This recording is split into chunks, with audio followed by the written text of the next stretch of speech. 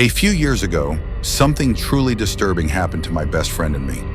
I was 15 years old at the time, and it all began on a seemingly ordinary night. I had decided to sleep over at my friend's house. After hours of watching horror movies, we found ourselves in that eerie state where you want to test the limits of fear. My friend had an idea, something thrilling, something forbidden. Not far from his house was a block of abandoned houses scheduled for demolition. The government had planned to tear them down to make way for new developments. The area was fenced off, with rusting "Do Not Enter" signs swaying ominously in the wind. The houses were in complete ruin, boarded up windows and doors sealed shut with rotting planks. The atmosphere alone was spine-chilling, but curiosity drove us forward. My friend knew of a small gap in the fencing where we could sneak in.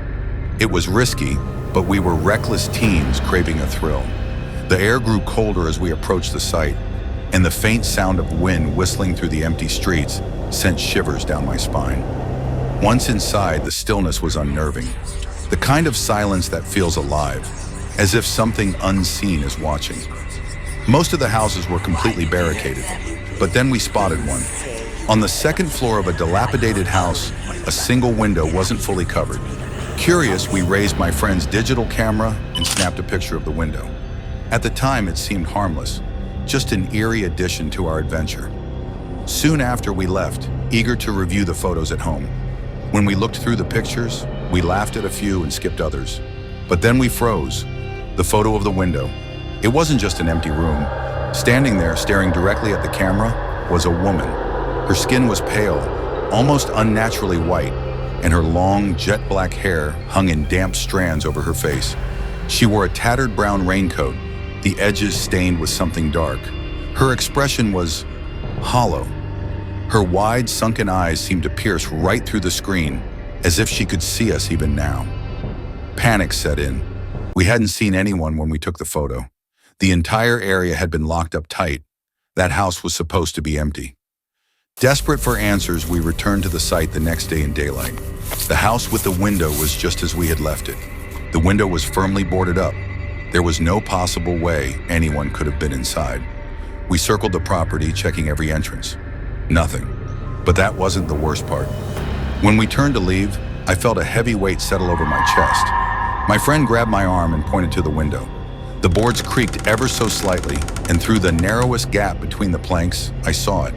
The glint of pale skin, and those same lifeless eyes staring right back at us. We ran faster than we ever had before, and I haven't spoken about that night until now. But even today, I can't shake the feeling that somewhere, somehow, she's still watching.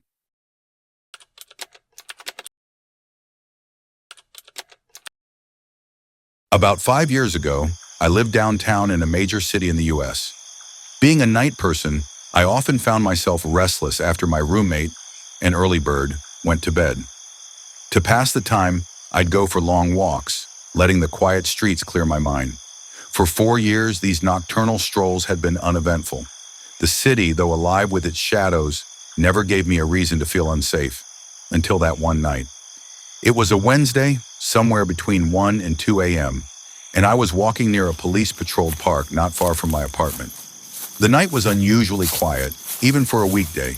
No traffic, no footsteps, just the whisper of the wind rustling through the trees. As I walked down a side street to loop back home, I noticed him.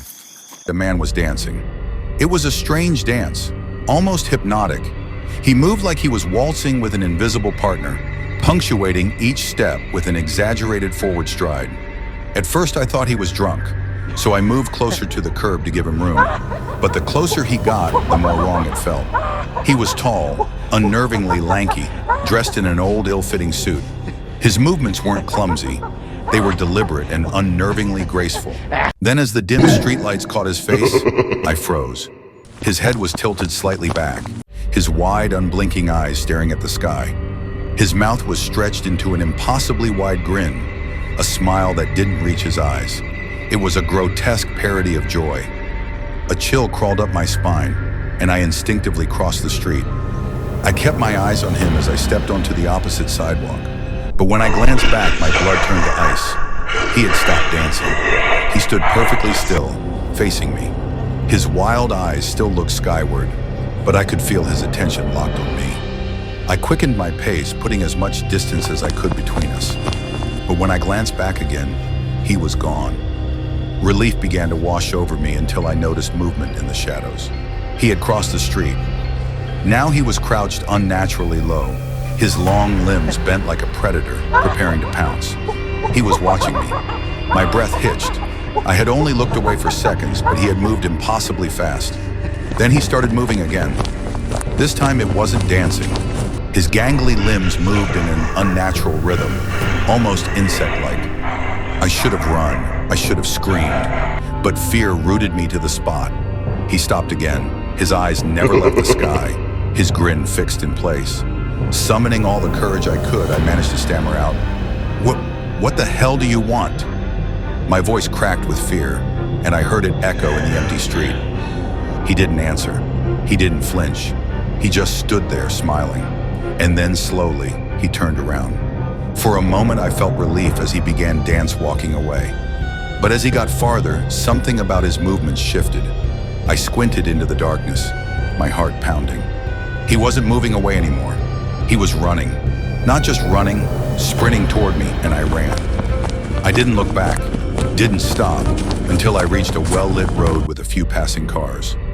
I chanced to glance over my shoulder, expecting to see that horrifying smile closing in. But he was gone. The rest of the way home, I kept looking over my shoulder. I locked every door and window in my apartment that night and didn't sleep. For the remaining 6 months I lived in that city, I never went on another night walk. But even now, years later, I can't shake the memory of his face, those wide, unblinking eyes, that impossibly wide smile. He didn't look drunk or high. He looked something far worse.